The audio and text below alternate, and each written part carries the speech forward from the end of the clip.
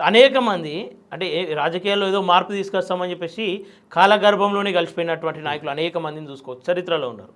వాళ్ళందరినీ కాదని అంటే ఏ అంశం పైన నువ్వు బలంగా పోరాటం చేద్దాం అనుకుంటున్నావు, నీ వెనక ధైర్యం ఏంది అసలు? ఒకటి, తెలంగాణ పేరు మీద ఎంతోమంది బతికిర్రు, ఇక పేర్లు తీసుకోదలుచుకోలే. ఓకే, అట్లాస్ట్ ఇవ్వక తప్పలేదు తెలంగాణ.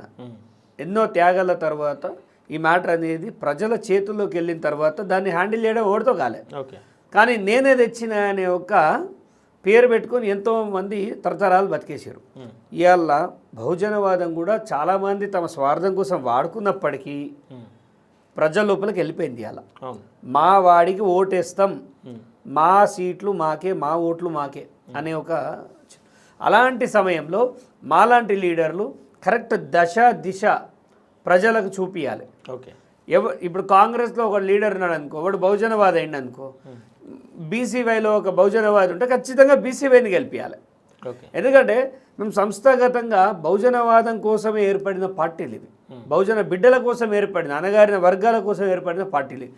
అక్కడ చూస్తే వాడు మళ్ళా గెలిచి మళ్ళీ గదే ఊడికము గదే జోకుడు చేస్తాడు. సో ప్రజలు ఎవరిని గెలిపించాలి, ఎవడు నిజమైన బహుజనవాది, అసలు మన కోసం వాయిస్ ఇస్తున్నదోడు, మన కోసం ఎవడు నిలబడతాడని ఒక కొత్త నాయకత్వానికి ప్రూవ్ చేయాల్సిన అవసరం ప్రజలకే ఉన్నది.